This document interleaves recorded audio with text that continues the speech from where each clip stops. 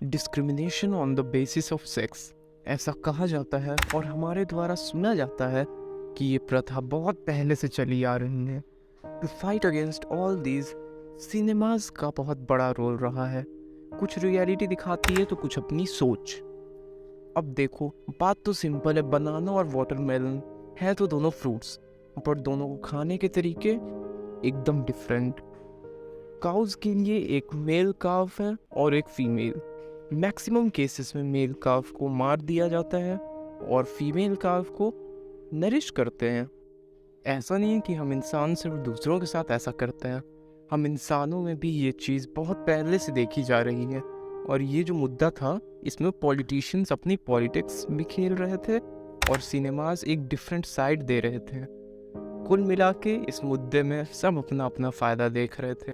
Basically जगाना उससे आसान होता है जो सो रहा हो, उसे नहीं जो एक्टिंग कर रहा हो। तो कुछ ऐसा ही हो रहा था हमारे इन डिस्क्रिमिनेशन के साथ। तो ये डिस्क्रिमिनेशन तो कम होने लगी, पर सोर्स ऑफ एम्पावरिंग इट कभी नहीं। सर्वेस तो ऐसा मानती हैं कि जो हमारी जेन अल्फ़ा होगी उसमें ये सारे डिस्क्रिमिनेशंस मिनिमम लेवल हो जाएंगे।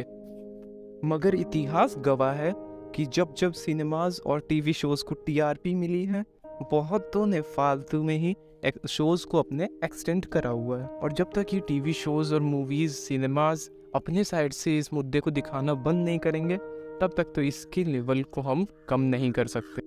हम इंसानों की ये फितरत है कि हमें ज़रूरतों से रूल्स और रूल्स से अपॉर्चुनिटी में बदलने में वक्त नहीं लगता। और कुछ ऐसा ही हुआ है जिसके नाम पर हमारे सिनेमाज और टीवी शोज़ टीआरपी बटोर रहे हैं। ये तो आपने भी नोटिस करा ही होगा। अब क्या रियल लाइफ से रिलेट करना चाहते हो तो अभी एक मूवी आई है कला, QALA, तो उसमें इन मुद्दों को बखूबी दिखाया गया है। इस मूवी में गजब के लेवल का डिस्क्रिमिनेशन दिखाया गया है, लेकिन ये मूवी बचती कहाँ है? ये मूवी वहाँ बच जाती है कि ये काफ़ी पास्ट के समय को दिखाने की कोशिश किया गया है।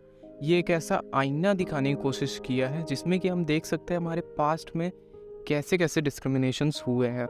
तो प्रोबेबली ये सारी चीज़ें सच हो सकती हैं क्योंकि पहले डिस्क्रिमिनेशन की लेवल डिफरेंट थी। But if it tries to reflect our present like this, then it will be absolutely wrong.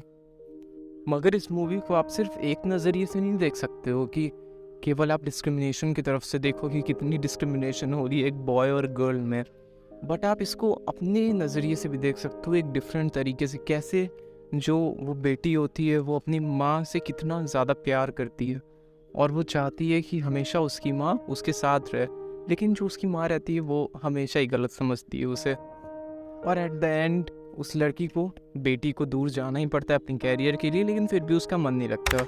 बाकी मैं स्पॉइलर तो नहीं दूंगा, ठीक है?